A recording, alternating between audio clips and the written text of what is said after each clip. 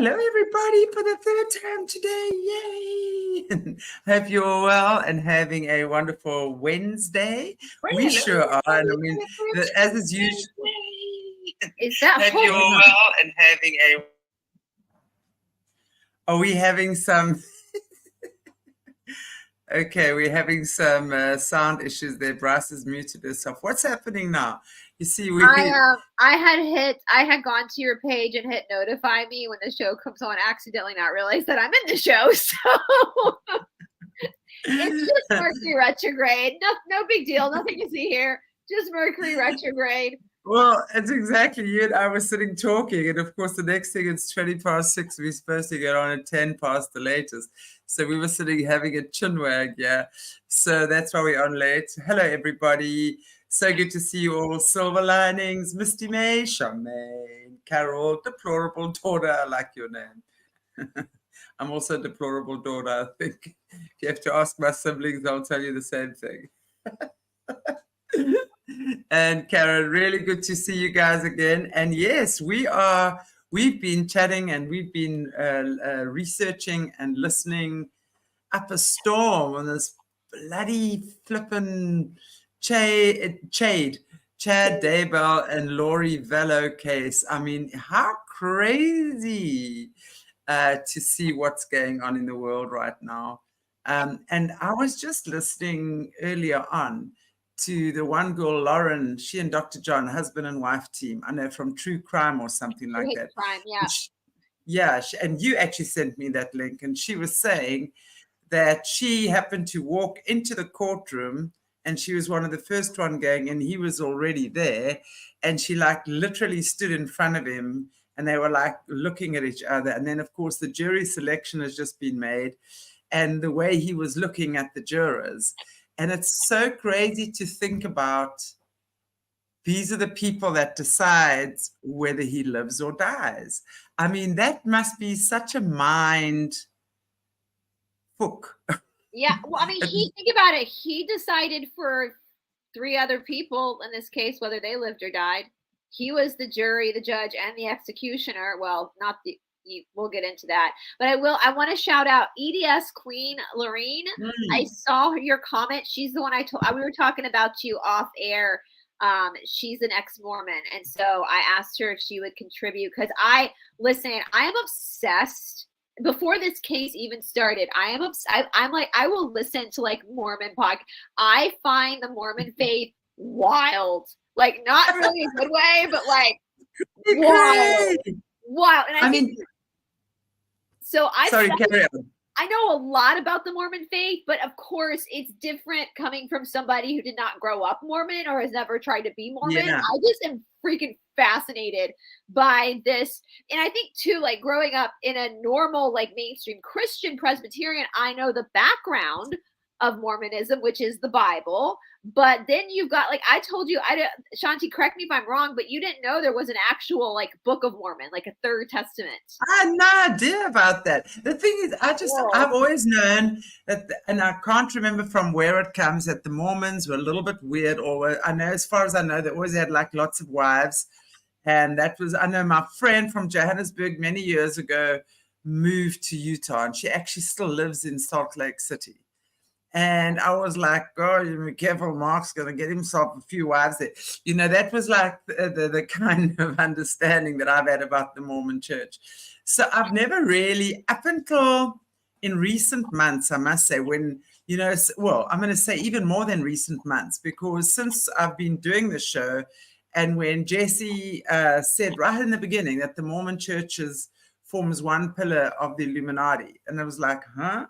You know, and all the Mormons, the Masons, the Kabbalah, the Satanists, and the Catholics. I mean, those are the 5 pillars of the Illuminati. But of course, for those of you who watched our shows earlier on with Jesse, how fascinating, because we did the introduction to the Golden Dawn, which feeds in to all these churches, which is obviously the Scientology. That's also the Scientology, the Golden Dawn. Yes. Hubbard was obsessed with the Golden Dawn. The Hermetic Son of Sam murders. Like, it's wild. Absolutely. And I'll start. And so for LDS Queen Lorraine, like, please, like, jump in whenever you can. I'd love to talk to you off air as well, because I did not grow up Mormon. I am studying Mormonism. I read a few years ago. I mean, imagine this, guys, because I'm nosy. We know this by now. I'm super nosy. And you're petty too. Petty. So this was long before I ever thought I was going to be on YouTube. And I was like driving one day and I was like, I wonder what the Mormons believe. And so I just like went and read the Book of Mormon. And I was like, this is batshit crazy. Like I was reading the Book of Mormon, which Chanti, do you know like the synopsis? I can give a quick synopsis. It's pretty simple. The Book of Mormon. Like, yeah, go for it. Do for it. Go for it. The Book of Mormon was written by Joseph Smith. You know, the Mormon Church will tell you he found these golden plates and he translated them through his magic, all that kind of stuff.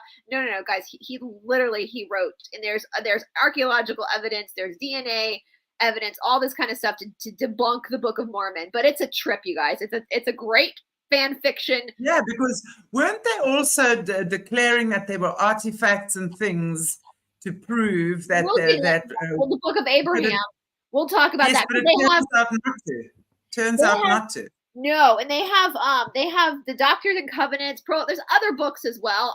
I've only read the Book of Mormon, but I am familiar with like the Doctrines and Covenants, like the Book of Abraham that they have, which is so this was the early like 19th century. So let's just set the scene here for a second, you guys. Like this is the early 1800s, the 19th century, the United States of America. And I got this from the Mormon Stories podcast. When they brought this up, I was like, boom, they're right about this. I already knew the theory so basically, let me back up a little bit. The Book of Mormon literally is about this guy, Lehi. It starts off, this guy, Lehi, is like living in Jerusalem, like 600 or so years before like Jesus came or something. And he's just living with his family. And all of a sudden he gets this revelation from God that, you know, the Babylonians are going to come and sack Jerusalem. And he and his family need to go on a boat and sail off to wherever, the promised land. And, you know, we'll talk about something that happens before that happens, which we'll get to later on. But basically they get on this boat, they find America, funnily enough. So all the Native Americans were all allegedly, according to Joseph Smith in the Book of Mormon, were descendants, were the 10 missing tribes of Israel. Boom, here they are. Well, that wasn't just a Joseph Smith theory. That was kind of a theory that was around at the time. A lot of the colonists believed that maybe the Native Americans were some of the missing tribes of Israel. So that wasn't strictly Joseph Smith. That was just a 19th century theory. I've heard a lot of people call the Book of Mormon Christian fan fiction. Like it's just Christian fan fiction. So anyway, all this time goes by. You've got Nephi, you've got the other brothers. They kind of hate each other, but Nephi is like God's chosen guy, which anytime we see a story where there's a chosen person from God, automatically that's polarizing negative, because that's creating a pecking order, right? Anytime there's a prophet, we polarize negative, right? So the Lamanites and the Nephites, like they're warring, they're doing all this warring stuff, and they're fighting each other, and like the Nephites are like white and delightsome. You heard me correctly, you guys. And that gets into deeper roots of like who the Mormon Jesus is compared to the other Jesus. Anyway, I'm trying to go quickly through Cliff Notes version. And then Jesus comes to Jerusalem and does his stuff, and then he dies and he's resurrected, and then he like comes over to the Americas, and boom, all the Americans, like the Native Americans, see Jesus and all that kind of stuff. So that's kind of this, to sum it up, that's kind of the Book of Mormon. So Joseph Smith, the Mormons believe, first of all, that the Native Americans were the 10 missing tribes of Israel. Well, we know genetically speaking, that's not so. They're not Jewish. They're not Jewish. Yeah. We also, a lot of archaeologists have, if we look back historically at a lot of wars that have happened, especially the Nephi complex is real. It breeds narcissism. I totally get that. What was it on the podcast, the Book of Mormon? Didn't he call him Nephi or something for like the first? He kept saying Nephi. And then also someone corrected him. He was like, oh, Nephi. Yeah, he's like the goody two shoes, which we're going to talk a little bit more about the story of Nephi and Laban, which has been brought up a lot in this trial. But yeah, so the Book of Mormon basically is that story and it goes deeper into the belief system. It's very different than the traditional belief system of Christianity. It's basically like, yeah, Jesus died for your sins, but that's not enough. You got to do good works. That's why we see Mormons typically are squeaky clean. If you watch shows from Utah, they're like, oh my heck, they're just very good because they have to have this like sense of their works. They believe, this gets deeper into it. We can do a whole show on the belief system of the gods and goddesses, and that you will eventually own your own planet one day. That God of Earth is called Elohim, and he was a birth to human parents as Adam, and then he became the god of what, it just and then when Mary, like, there's a whole scene, I don't know if that's the thing I sent you, where it's like, and then when Mary had to birth Jesus, Elohim came to the earth as a man, and you just see the cartoon version of him like knocking on Mary's door like a common prostitute. I'm just like, granted, that does make a lot more sense, I will say that, than the Holy Spirit just impregnating her, that a man actually came in and did the deed. But and I will say, I was listening this morning when I was driving back from teaching. I was listening to Mormon Stories. I love that podcast. The Mormon Stories podcast is a great podcast, guys. It's ex-Mormons, and they take a very academic approach to Mormonism, and that's where I've learned a lot of my other stuff from. And they were talking about, like, if Joseph Smith is right as a prophet, then that will domino affect everything, because literally Mormons are raised from a very young age to believe these crazy ideas, and they're given these ideas over and over and over and over again, to the point where it becomes cognitive dissonance, and so usually they call it, what do they call it? EDS Queen Lorene, they call it the Zelf on the shelf, right? Like, you keep putting stuff on the shelf, like, oh, that doesn't make sense, I'm going to put it on the shelf. That doesn't make sense, I'm going to put it on the shelf, and then the shelf breaks. I know that's a common metaphor used in people who come out of Mormonism. And Deplorable Daughter said there's a book called The God Makers that exposes the Mormon religious beliefs. Yes, they believe, and polygamy is a huge part of Mormonism. And we get more into that too. That kind of comes into play with like the Chad Daybell, Lori Vallow cult. We'll talk about it. It's kind of funny. They're like swinging in the name of God. They end up being kind of swingers, like, in the name of God. Yeah, it's weird. But like,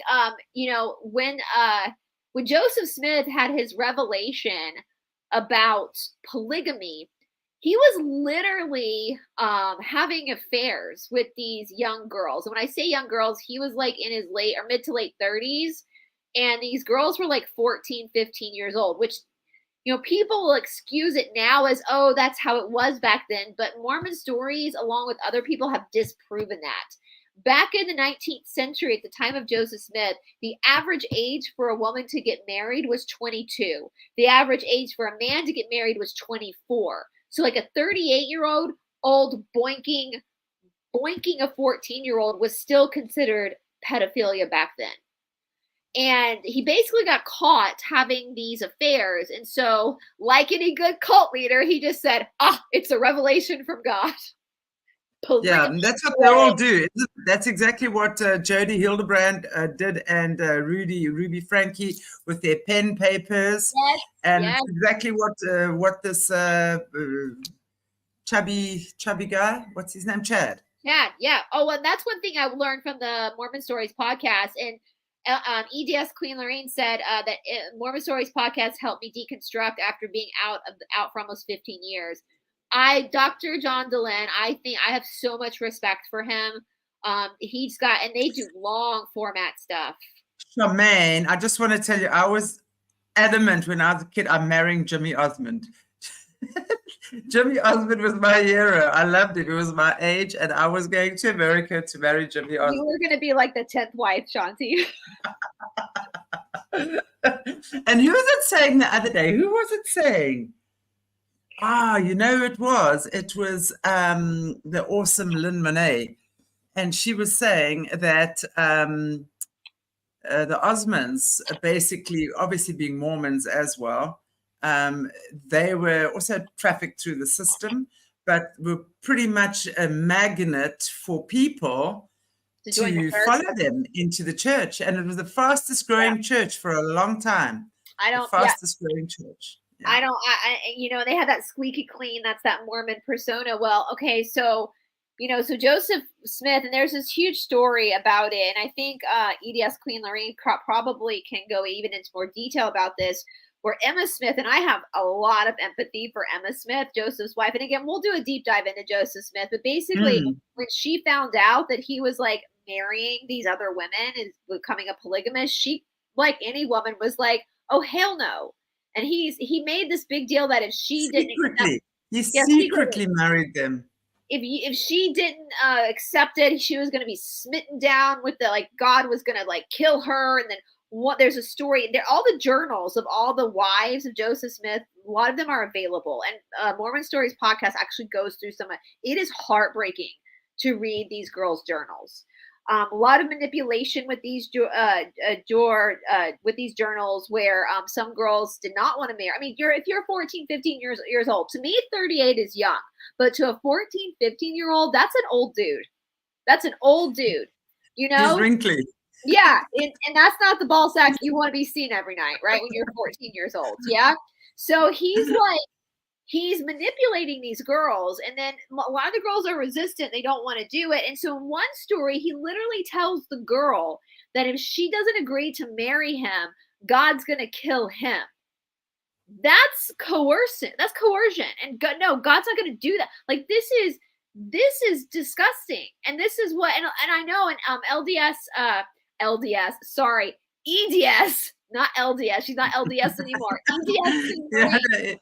He can probably speak more to this, because what I understand is a lot of Mormons don't really know all the details about the beginning of Mormonism. It seems that most non-members know more because it's freaking fascinating. I mean, cult leaders are narcissistic psychopaths, but they're fascinating. So I will say Joseph Smith is rather fascinating. And he ends up getting assassinated basically for his beliefs in Nauvoo. And so he doesn't even make it out to Utah. And there's this scuttle between, Brigham Young, like that. Listen, at least Joseph Smith was a little bit attractive. Brigham Young, like disgusting man. Anyway, he takes everyone out west to Utah. I'm kind of getting to the point here with the polygamy, guys. So they go out to Utah. Utah at this point is not part of the United States. It's the wild, wild west.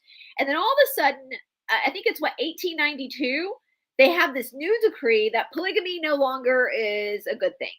We're not going to do polygamy anymore. But it came down to the fact that if they were still practicing polygamy, they would not be able to join the union. Right? So now we have these like fundamentalist sects of Mormons who gotta hand it to the fundamentalist Mormons. I will say, like, as disgusting of a religion as this is, the fundamentalists are sticking to it. Like, they're the ones that are really, like, the FLDS, the Warren Jeffs groups, they're the ones that are like really following the teachings of Joseph Smith. Like, at least they're like owning it.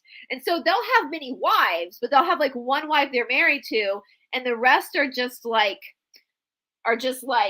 spiritual wives. So when it comes to legality, like these women that are the sister wives, they don't have support from the state because they're not the legal wife, right? So they can't really go after like the legal wife can. So it causes all sorts of problems.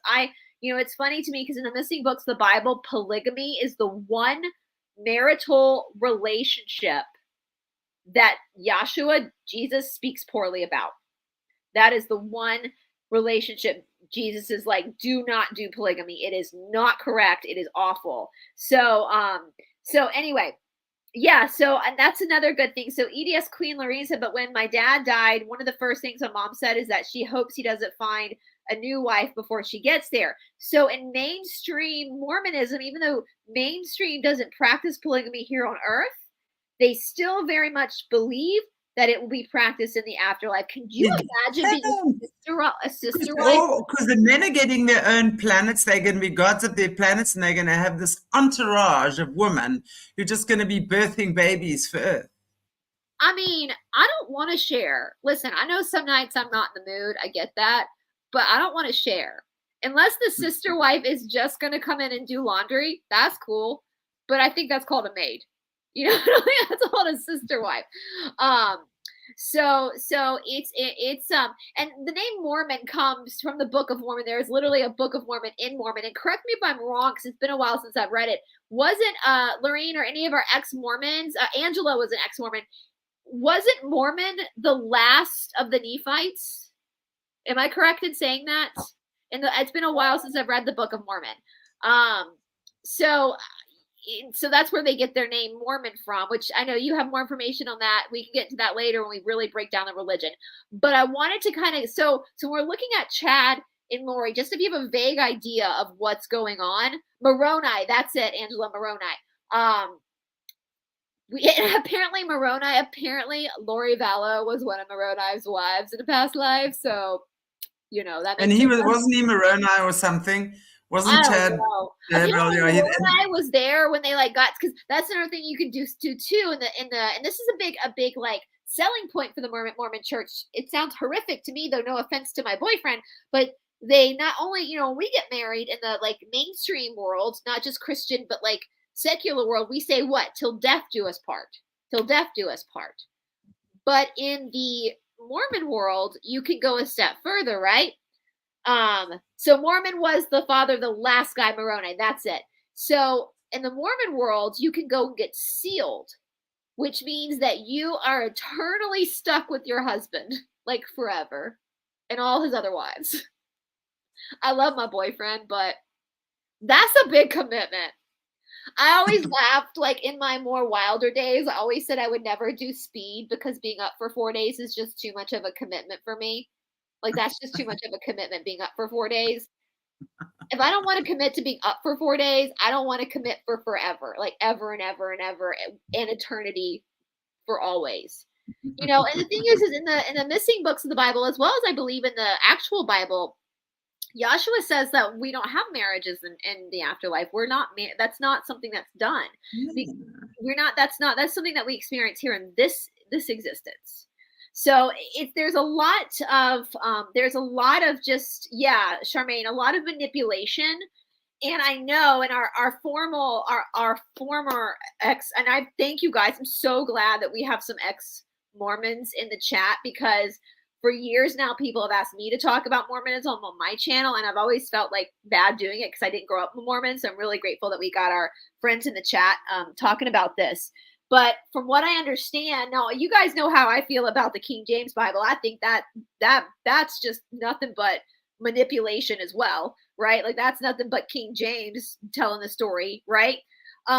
But in Mormonism, they see the Book of Mormon that trumps the actual Bible. So I have learned in my experience that most of the Mormons I've known in my life, I know the Bible pretty well from growing up in church. Have I read the Bible? I might have read the Bible front to back page, but I do know the Bible pretty well. But most Mormons I knew didn't really know the Bible. They only knew the Book of Mormon. So in that sense too, you can see where there's manipulation, because there's a lot of, anyway, I mean, let's put it, the Cassiopeians do talk about Joseph Smith. I'll pull that reading. I'll pull that reading up when we actually do our deep dive into Joseph Smith. The Cassiopeians don't have kind words to say about Joseph Smith, but I want to see what EDS Queen Lorraine says. The president of the so-called church is sealed to 2 women. At the beginning, they taught you have to have at least 3 wives to make it. Oh, that's another thing too, this to celestial kingdom.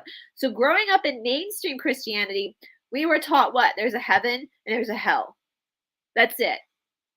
But in the Mormon church, you got like, I mean, they got some fancy names, like what is it? Total darkness, utter darkness. I need my ex-Mormon friends to help me out here. But they have like levels of heaven, like a corporation. Like, there's levels of heaven, which is freaking wild to me. I'm like, so you just kind of get stuck. And somebody asked, I know they asked about baptisms of the dead. Yes, we can talk about all that, but I wanted to kind of give a brief background so you guys can understand the batshit crazy train that we're dealing with when it comes to the build up to why these children lost their lives. And it all has to do with everything I just kind of spoke about. So we see in the beginning so Lori Vallow and Chad Daybell are like super Mormons. Like, they are very devoted to their faith, and it is very much, outer darkness. That's it, is their version of hell. I think I'm going to start calling it the outer darkness too, though. I do have to say that is a little bit more clever than just hell. Like, you're going to outer darkness. That sounds way more scary than hell. Like hell, frankly, hell seems kind of fun. Like I'm sure all the fun people are going to be there, right? But I'm kidding, guys. I know people are going to twist what I just said, but outer darkness, that's a little scary. So we see in the beginning, we see Lori. Now, if you go to Hidden True Crime, Dr. John is a forensic psychologist. He does kind of, without diagnosing Lori, he kind of like diagnoses her a little bit, but it's pretty obvious that there's like some personality disorders there, obviously, because even though this is the basis of Mormon theology, you don't see Mormons out there like killing each other every day, right? So there has to be some fanaticism, farting. Charmaine, oh Lord, for the rest of your life, the rest of your eternity, farting, itching, ugh. You know you've reached a certain point in your relationship with your partner, just lets it all out in front of you. So Lori refers to in some of her recordings before, when we're building up to the murder of her children, she talks about a story that happens like right in the beginning of the Book of Mormon. And this is the story between Nephi and Laban. And this is like, when I was reading the Book of Mormon, I was like, damn, they just jumped right into like the blood and guts, like right in the beginning. And so Nephi is what the youngest son of Lehi, but he's like the most favorite, most godly son of this Lehi, this prophet that's going to eventually sail to America. Before America, they knew America was there, right? The promised land. And this is why they're preparing. They're preparing to go on this voyage across America. And they've got to go and get plates, like genealogical records, if I remember correctly, from this guy named Laban, this like authority dude that's over in Jerusalem. And they're having a hard time because Mormons are really into genealogy as well, just so you guys know. Which I am too. I don't fault them for that. I think genealogy is fascinating too. But in order for Nephi to get the plates from Laban, he has to decapitate Laban. This is ordered from God. And now, Shanti, I sent you the page from the LDS website. You're going to pull it up. This took us a while to figure this out because this is directly from the LDS website, you guys. Oh, hang on, wait. I better go backstage there. Okay. Oh, it's up. It's up on it. I'm going to look on so this again is from, this is called The Power of Deliverance, Why Nephi Killed Laban. Now, Shanti, we have said this so many times. Let's say this is a true story. I think this is a figment of Joseph Smith's imagination. I don't think anybody named Nephi really lived, or if they lived, they weren't getting on a boat and sailing to America. But let's just say that this is a real story. In my mind, in my opinion about God, and also according to the law of one, there's only two instances where the unaliving of another living thing is okay. And that is self-defense. And if something is and they talk about this in the missing books of the Bible. Mercy killing, right? Like if someone is like, in America, at least when somebody's dying of cancer and they're at that point where they're not coming back and they're in a lot of pain and they're unconscious, usually the nurse will come in and say to the family, are you ready? And that usually means what they do is they overdose them on morphine, right? That's usually what happens in the United States with people who are dying of cancer. It's a mercy kill, right? So in the missing books of the Bible, they also talk about that. Joshua talks about mercy killing. But that or self-defense, right? So this Laban guy, so we see in this article, come follow me, the Book of Mormon, 1 Nephi 3-4. And I love this line when they write, what appears to be the breaking of a commandment is actually an example of God's great mercy. Where is this? It's above the picture of him standing there with the sword. So again, that to me, that line, what appears to be the breaking of a commandment is actually an example of God's great mercy. That sounds like something a narcissist would say to try to confuse you. Because in the commandments, it says thou shalt not kill, right? Like you don't murder people. You can protect yourself in self-defense and you can do mercy killings, but do not just kill someone because you feel like you need to kill them, right? So the article goes on to say, for some people, especially those new to the Book of Mormon, a most challenging or unsettling story is Nephi's slaying of Laban. Couldn't Nephi have just taken Laban's clothes, retrieved the plates, and then left with Zoram? So basically, in order for Nephi to get these plates, he's got to decapitate this guy Laban. Now, Laban at this time of decapitation is drunk. He's passed out drunk. So if somebody is passed out drunk, are they a threat to you? No. They're on the floor sleeping drunk. They're not threatening you. I would think if I had to get some plates from some dude and he was passed out drunk and sleeping, I'd be like, fantastic, this is going to be really easy. And then just run off and leave. But Nephi is told to cut his head off. If a voice is telling you to cut somebody's head off who is passed out drunk, who's not hurting you, it ain't God. That's not God's voice. And a lot of people have had problems with this. I've listened to a lot of ex-Mormons talk about how this particular story really bothered them because of the obvious. And so obviously the Mormon church is trying to talk around it to try to explain why it was okay. It's not okay. But we see in the Lori Vallow case where she refers to this story a lot, the Nephi Laban story. So she's already got it in her mind that some killings are justified. All right. So think about it that way. When we get to Chad Daybell, Chubby Chad, this dipshit, as we spoke about last week, he had opened up this publishing company back after college, and he was struggled financially. He was also a grave digger, and he only started to make money when he started to publish the books of Julie Rowe.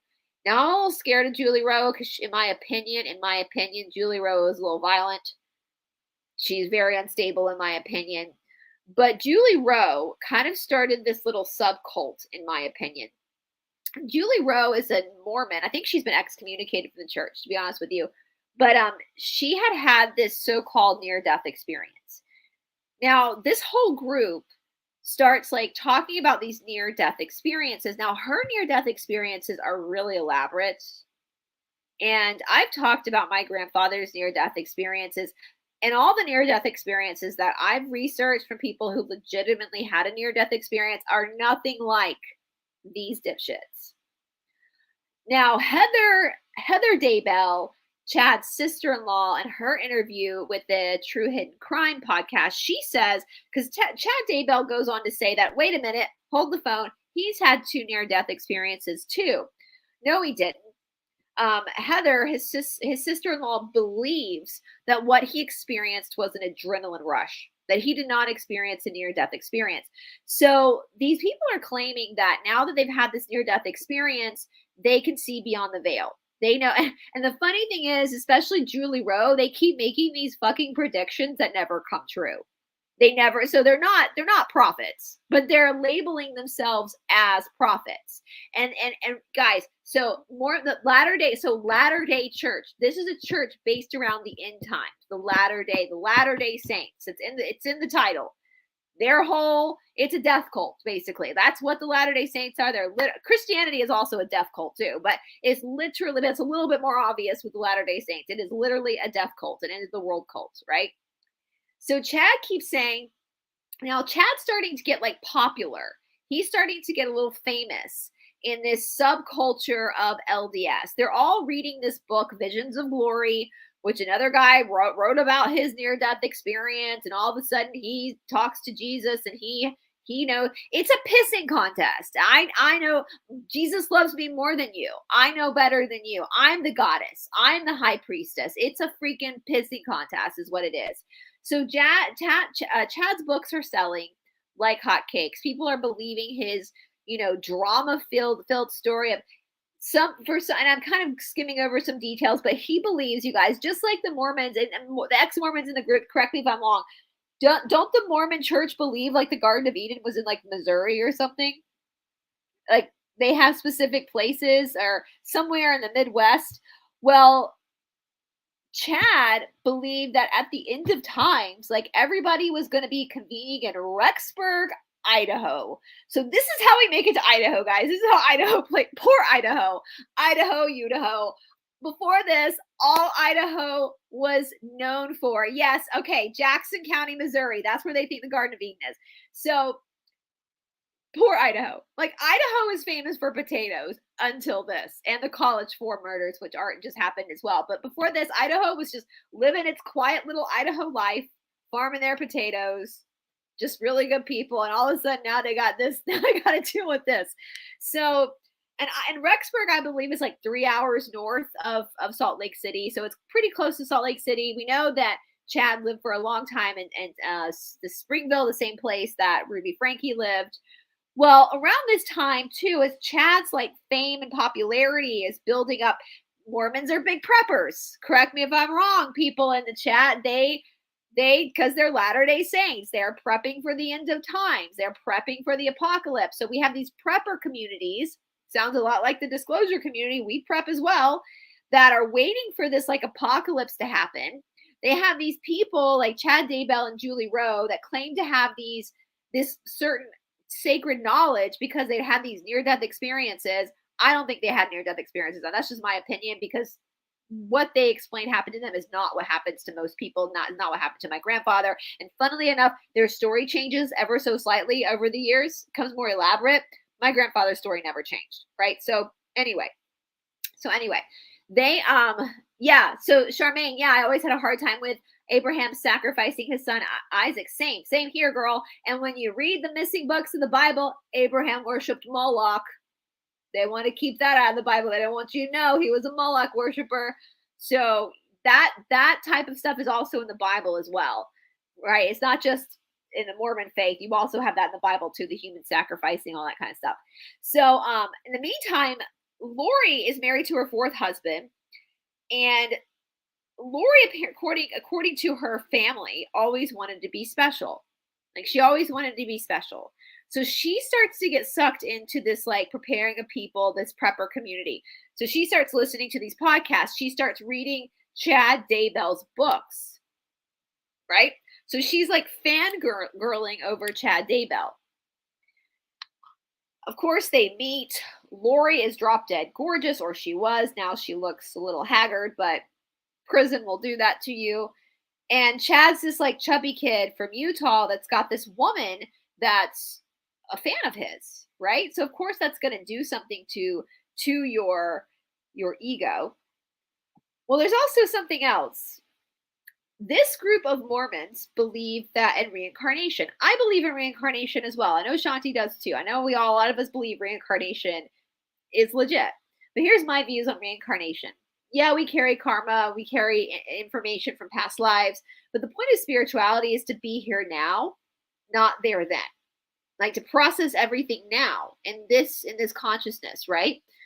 Well, so they start getting their pendulums out. Yes, you heard me right. They get their pendulums out, and they start. First, it starts, and there's a great interview on the Hidden True Crime podcast where they talk to this girl, a person that goes by Girl on Fire, and she spills all the tea, y'all. On Saturday, I took my dog for a run. We've been running some just to, we can outrun the New World Order when they come knocking on our door. But I was listening to it while I was running, and we did a long run because I was like, oh, this is spicy. This is some spicy tea. This girl was talking about this group. So they start saying, oh, you were this person's spouse in a past life, and you were that person's spouse in a past life. Meanwhile, these are married couples. So basically what sounds like it starts happening is that they start swinging. Because you were this person's wife in a past life. And you know what told them? The pendulum told them. Now, pendulums, you guys, I mean, this is one of my pendulums. I have a few of them.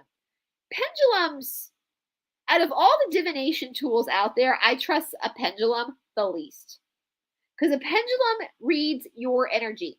That's what it's doing. It's reading your energy. So I always tell people with pendulum stuff, only ask it questions that you have no emotional tie to.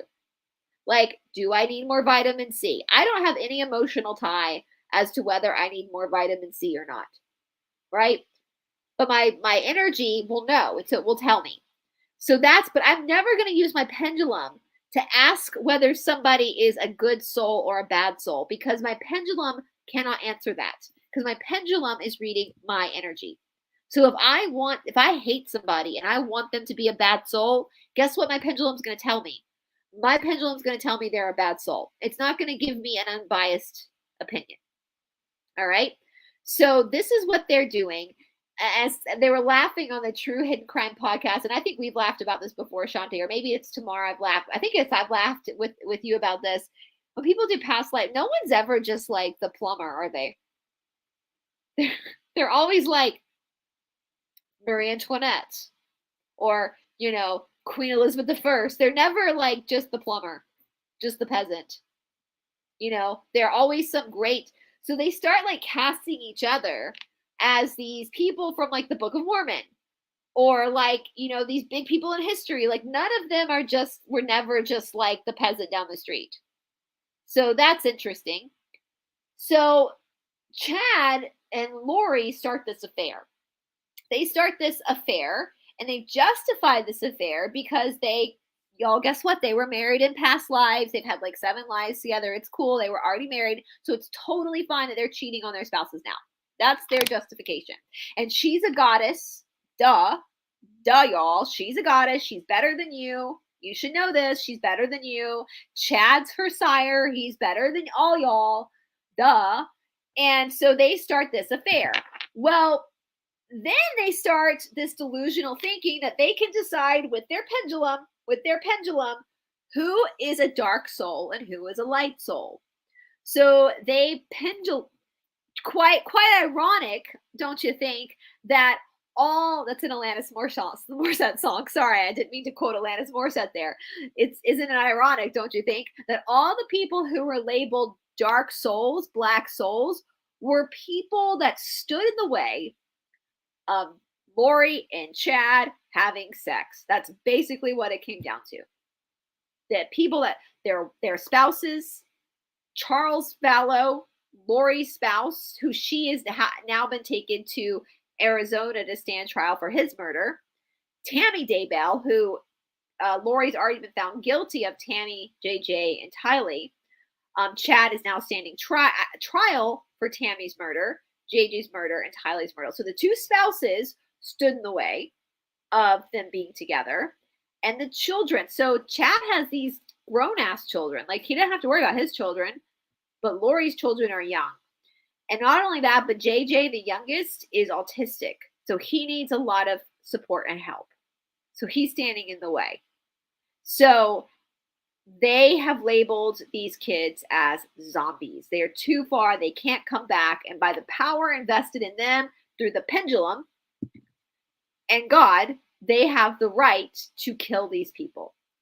And according to some of the sources, the only way you can kill people who are zombies is by, I believe, burning them or like suffocating them and tying them up, which we know that Tylee, the 16-year-old, was burnt and JJ was suffocated. So, and buried in the back of Chad Daybell's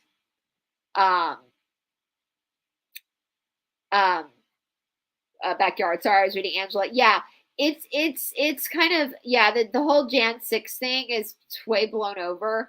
But I think this case is really important because I know for one, like, I've had people create conspiracies about me. Shanti's had people create conspiracies about her.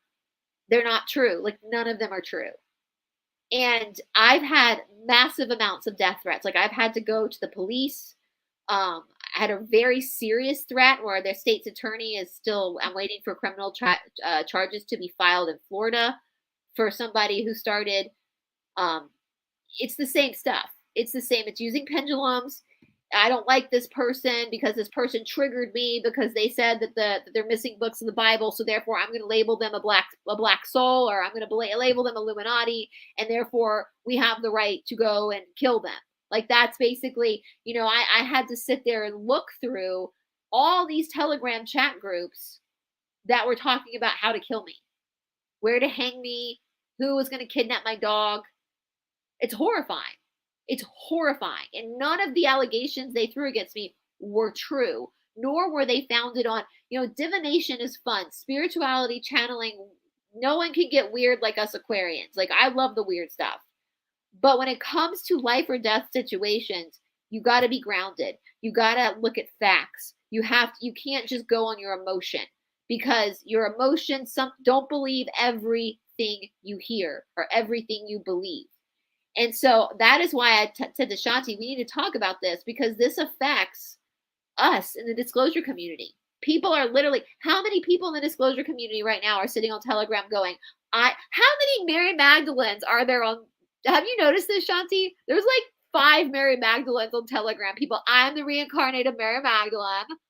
So therefore, I know I'm so much better than all of you because I'm the reincarnate. There's like 5 of them. And I'm like, I don't think Mary Magdalene's come back. I think she went on to the next consciousness. And if you were, what does it matter? What does it matter if you were Mary Magdalene? You're not now. You're not now. You're you now. And that's the consciousness you're in now. And that's one thing I've noticed before in my line of work outside of YouTube. When I have students that become overly obsessed with past lives, to me, that's a huge red flag that there's something in this life they're avoiding. It's a sign of disassociation. And I always say, that's great. Doesn't matter. That's there then. This is here now. What does Brice need? What is Brice struggling with? What do I need to work on to refine? I don't need to get caught up in the there then, in the imagination and the daydreaming about the past. I need to be here now. And so anyway, I don't know, is there anything you want to add to that, Shanti? You go, babe. You're on a roll. I joke until I'm like so obsessed with this case. Now what's heartbreaking is we have evidence that Taylee knew her mother had labeled her a zombie, which is heartbreaking because she knew what the punishment was for zombies. Because somebody said she heard her mom say that Tylee's a zombie, and Taylee said, "No, I'm not, Mom. I'm not a zombie." But Taylee didn't like Chad. That's one thing we're learning too. Taylee, as a 16-year-old girl, was very suspicious of Chad. So of course Chad was going to say, "Oh, my pendulum says that she's a zombie," because she knew Taylee didn't like him. Taylee didn't believe him. Taylee didn't believe he was a prophet. Taylee didn't believe all this. So yeah. So this is where we stand now. I want to read you all the charges with Chad Daybell, just so you guys know what he's being charged with. So he's being charged with 3 counts of first-degree murder for Tammy Daybell, JJ Vallow, and Taylee Ryan. 3 counts of conspiracy to commit murder for Tammy Daybell, JJ Vallow, and Taylee Ryan. Grand theft and insurance fraud. Because wouldn't you know it, you guys, they made sure that their zombies, these awful souls, had life insurance before they were killed. So then I got the Nephi story wrong. Well, Kevin, I read it from the LDS website, my dear. So you might want to go look at the LDS website. It comes directly from the LDS website. So you might want to talk to your church about that if you think it's wrong. And I also have read the Book of Mormon. So yes, Misty May, he is up for the death penalty. And I don't know, Shanti, do you want to put the LDS website in the chat for people so they can look at it themselves with the Power of Deliverance, Why Nephi Killed Laban? Where I literally Kevin, like literally. The one that I had up there, you want that one on? Yeah, if you want to put in the comment in the comment section for the group, because Kevin D. Schmeltzer says I got it wrong when I literally read it from the LDS website. Like literally. Yeah, he was with his 2 brothers, but he had to cut the head off of Laban. We're talking about him and Laban, Kevin. We're talking about him cutting Laban's head off. Yeah. Thank you, EDS Queen Lorraine. Kevin Howe, I think she was pretty spot on. And yeah, it's directly from the website. There you go, right there. You can look at it right there. No, Misty May, Nephi was not Nephilim. He was a white dude, because we can talk more about the white and delightsome little normal person, normal height, like all of us. I usually don't like Angela. I feel the same way. I was telling Shanti off camera, like I'm really uncomfortable with the death penalty, like really uncomfortable. because sometimes we don't get it right? Sometimes we don't get all the evidence. But in this case, I'm absolutely for it in this case. 100%. And I was telling Shanti, I don't know if you have the other link for it. Our East Idaho News is got it live. Right now you can watch the trial live. And they were saying things in the chat. Killed 2 kids, killed 1 wife. Chad now deserves to die or something. There were like things people saying in the chat. So it's and listening to people, I haven't seen the pictures of the autopsies, but listening to people who were in the courtroom for the Lori Vallow case, talking about the autopsies, like, I couldn't handle that. I would lose it to see what those kids went through. Lethal injection is nothing compared to how those kids died. It's nothing. Is that the way they exterminate them through? Is it only lethal injection nowadays, or how do they still work in America? Now it's lethal injection. I believe in all 50 states it's lethal injection. Misty T, if to have to sit and ponder it, he's delusional. Misty T, he still thinks he's God's prophet, and Lori Vallow in her closing statement at sentencing said no one was murdered here. No one was murdered because she believed the zombie had taken over her kids' bodies. So for him to sit and ponder it, it will do nothing because he believes his own bullshit. Like, he doesn't see that there's something wrong with it. So yeah, it's heartbreaking. And remember, guys, like, what was it? A couple of months after the kids were killed, they were dancing on the beach in Hawaii. In their wedding, like doing the ukulele in their wedding pictures, like laughing and smiling. Like, these are psychopaths. The fact, and they leaked a phone call between Summer, who is one of Lori's sisters, jailhouse phone call, and she literally kept repeating, your children's bodies were rotting. They were rotting in the backyard, and you were dancing on the beach in Hawaii. So even the family was like, how could you be dancing on the beach in Hawaii, smiling and laughing while your babies' bodies were rotting in somebody's backyard? Like, this is, but they justify it. They can stand on the beach and laugh because in their head, because they're so delusional. And that's why, in the truther community, there are lots of Telegram groups that have gone deep into delusion. Deep into this, like, I'm so sick of hearing who's really alive and who's not. It doesn't matter who's really alive and who's not really alive. What matters is you. If JFK Jr. is still alive, great. That's great for him and his family. What about you? How does that affect you? No one's going to come save you. You have to save yourself. And so I just I think that this is such a good extreme example for us. It's a warning. It's like a red flag for us to watch where people go to. You could call us in the disclosure community. You could call us an end of world group, right? Because we know change is coming. I don't think the world's going to end. I think we're actually going into like a timeline shift. But it could be construed as that, right? And so we have to be careful, though, about taking our beliefs too far, right? Where we start affecting other people negatively, right? So anyway, yes, EDS Queen Lorraine, and they got their delusions from their religion. Listen, all you guys, all y'all ex-Mormons, I don't know about you, Shanti, but I would love to talk to them in like a live chat, wouldn't you?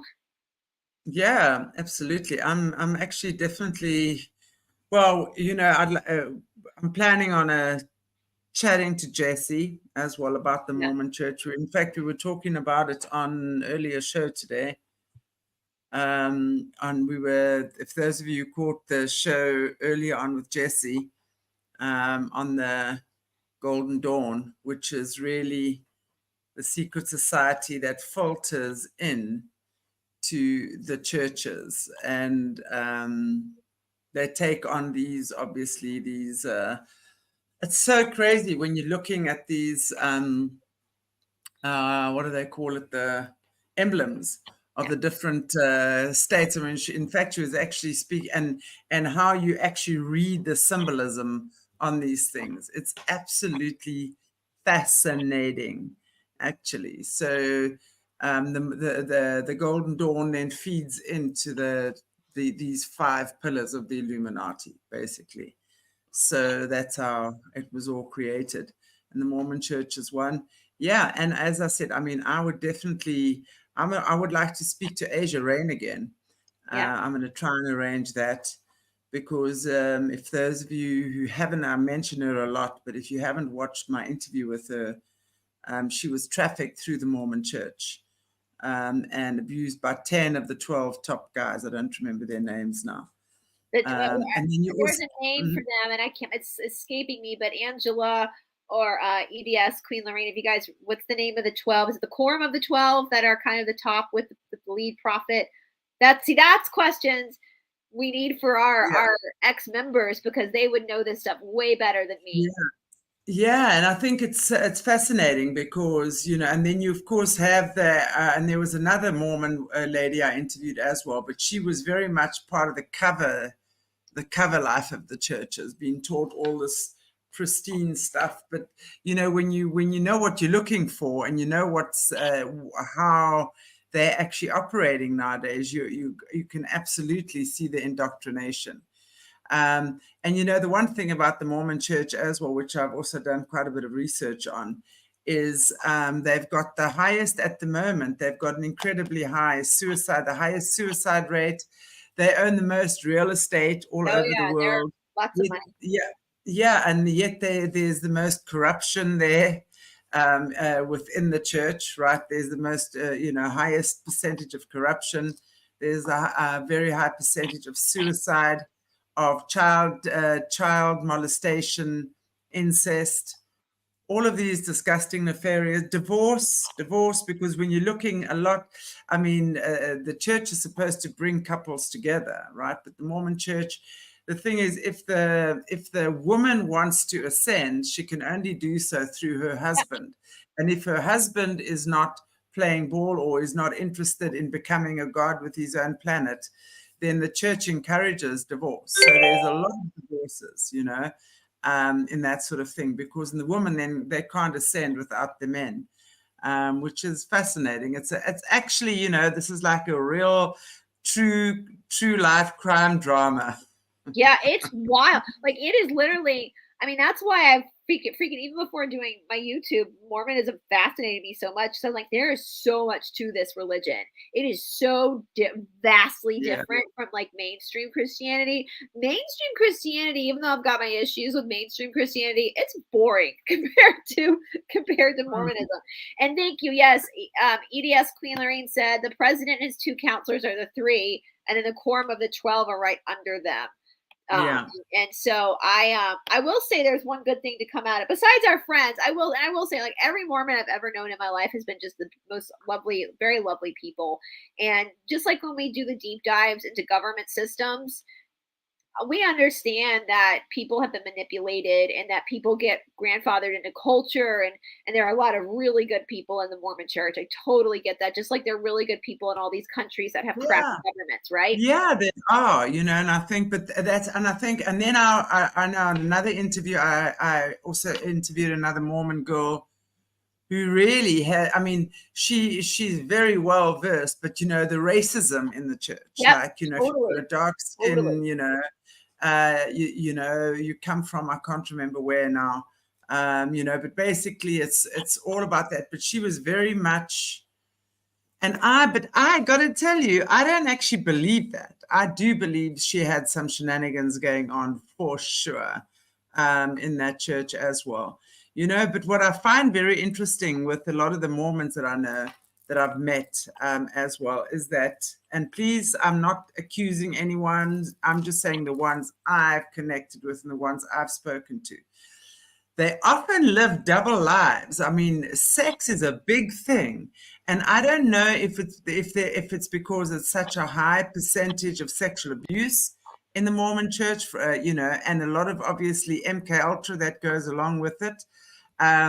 but I know there's quite a few of them that I know that literally they live these beautiful Christian lives behind the scenes. I mean, they're having affairs. They are sneaking off, doing all sorts of things. They've got 3 or 4 people on the go at the same time. It's crazy. It's, I mean, the sexual issue when there's control over sexual issues, then it promotes more deviance. As you're saying that, there's a great Netflix series that was released in 2021 based on a true story, Murder Among the Mormons. I just pulled it up on my phone. Murder Among the Mormons, and it gets into that kind of double life and some of the false archaeological finds, because the Book of Mormon's complete fiction. Like, it's complete fiction. You know, most of the Bible is complete fiction too. But they were saying, I mean, you know, the Mormons were trying to prove that something. I must just go and brush up on my information. Yeah, the artifacts were proving their theories and stuff, but it turns out that that's a whole lot of BS. So there's not any artifacts proving anything. There's also I think it's on Hulu, and let me just, if you guys have a Hulu, let me just double check. There's another documentary called, I think it's called Daughters of the Cult. Yes, Daughters of the Cult. It's about the LeBaron group, which was a breakaway fundamentalist Mormon group, and it gets into blood atonement. So that's another teaching of the Mormons, is that blood atonement, where if someone decides to leave the church, they no longer believe. There was a teaching at one point that you could then go blood atone them, which means you could murder them, you could spill. So it goes back to that whole God blessed sanctioned killings. You know, so that's another one that's on Hulu here in the United States. It's called Daughters of the Cult. So wherever you are in your country, just look up Daughters of the Cult. Yeah, I was actually also listening to one woman actually speak about that. Her husband refused to also do what the church expected of him. You know, he was quite happy being who he was, and, you know, without. And then there was this blood atonement thing where 3 men, including her youngest brother, murdered him. Yeah. Because of, and it's quite an accepted thing and I must brush up on that. I listened to that quite a while ago, but just as you mentioned it now. Yeah, I think Brigham Young, and we can go through this. And again, this might be where EDS Queen Lorraine, I love Cults to Consciousness. She does a really good job. She's an ex-Mormon. And she does a really good, I love her interviews. Davy Jackson, who's been on my channel, I met him through Cults to Consciousness, the guy who survived the IBLP, which, Shanti, he might be a good guest for you. He survived the IBLP, which is a very strict, Joshua Duggar, the guy that just got sentenced for having bad videos of children from the 19 Kids and Counting. They're extreme Baptist, like extremely fundamentalist. And he's been on my channel a couple of times, and he's grew up that way as well. And he has a pretty heartbreaking story. I follow him on Instagram now. He's doing great now. Got a great career in comedy, and, you know, so very handsome guy, you know, very dashing, handsome guy. So he's doing great now, but he would be a good person to talk to too about the IBLP, which is another fundamentalist group. So, yeah, there's a lot. I mean, that's the one good thing. If you got a juicy religion, you're going to have really juicy stories and dramas to come out of that religion. What I'm loving now is a lot of these juicy religions are getting way a little bit too juicy for their own good, because now a lot of the people are spilling the tea on them. And I think it's a good thing. It's high time. It's high time. As my mama used to say, be sure your sins will find you out. Be sure your sins. I'm sure they will. Nancy, I want to just say, often, I mean, when you talk about the YouTube big following, they would probably get sponsorships. Yeah. They would probably be getting AdSense. They probably monetize their channels, so they'll probably be earning money from that. The Frankies were making like millions a year. When you're over 100,000 subscribers, guys, these people make a crap ton of money on YouTube. Yeah, and then they also get a lot of sponsorship deals, and then, you know, they will earn commission from that as well. Yeah. So there's, you know, like laundry detergent might reach out to the mom and be like, "Hey, can you just talk about how much you love Tide laundry detergent, and then she's got $100,000 sitting in her checking account. She might not even use Tide, right? Like, but that just, so, it takes a long time to get to that place of getting that much, but that's where the hard work. I'll tell you what, especially when your channel gets knocked and your videos get also struck every. I mean, I haven't been struck for a little while now, but they love striking, but they'll strike me for copyright issues and stuff like that, and then they'll demonetize. So that's how they work with me now. It's crazy. I've been trying to be careful on my channel more so as of late, because it sucks to put all this work into your channel and then to get nothing from it. So YouTube controls that. I know when you reach 100,000 subscribers, you get a manager at YouTube. So you have which is great. And my boyfriend was like, you should try to get that. Just so you have someone at YouTube you can talk to, like that's actually a person to talk to, and versus just the reporting system, which there's no one to talk to but AI, so it's terrible, but and there are a lot of Mormon influencers. There are a lot because they, Mormons do focus on women being good homemakers. And so they have these channels where they show these great recipes and, so they do really well. And they have a picture idea. Look at the Frankies. I mean, those children, Ruby and Cubby, Frankie's children are precious. They're adorable. Well, who's not going to want to watch wholesome children singing in their church choir, It's wholesome. Little did we know what was happening behind the scenes, right? So, but I want to ask if any of you guys who are ex-Mormons and if you want, totally up to you, can you email me at esotericatlanta@gmail.com? My channel is just esotericatlanta@gmail.com. Because I would love to talk to some, because I do feel like there's only so far I can go because I didn't grow up, because it's such a detailed religion that I feel like there's only so much I can learn as someone who was never a Mormon. And so, and yes, no, Shanti, you're right. Women do not get treated very well at all in this religion at all. So, I would love to talk to you and, yeah, be good. Yeah. So, and then, So, and let's see what pops up. I thank the ex-Mormons. Thank you guys for being willing to be in this, this chat with us and share your insights, because this is a wild case. And I know it's got to be painful when this is your hometown religion, even if you're not one anymore, even if you've left your religion, it's still got to be sting a little bit. If the Presbyterian church did this shit, I would be mortified, even though I'm not Presbyterian anymore, but that's how I grew up. So I would be mortified, it would really hurt. So, and I'm sure the Presbyterian church has done bad things too. We just don't know about them yet. But, so I thank you guys for being so willing to be here and to have this conversation and to help course correct what Chad and Lori have done. And I just want to say, can we say the victims' names one more time? Just rest in peace to Tammy Daybell. Rest in peace to Charles Vallow. Rest in peace to Taylee Ryan, and rest in peace to JJ Vallow. It makes me emotional. Gone way too soon. Gone way too soon. Absolutely. Well, you know what? I think, I mean, I always believe that everything has a purpose as well. Every soul chooses its experience as well. And I think if they are here to bring light to this very dark culture, and if their deaths and their experiences are the ones that are getting people to notice what's happening in this disgusting satanic church, then that's their mission accomplished. I always believe that as well. And I mean, they're doing a great service to humanity and everyone else as well. Yeah. And if you guys, they do have these bracelets out. I looked for some. They're like little plastic bracelets that says Justice for Taylee and Ryan. And I think some of the proceeds go to help, in situations like this. And there is a great podcast I was saying to Shanti offline. It's called Taylee and JJ Silver Lining Podcast.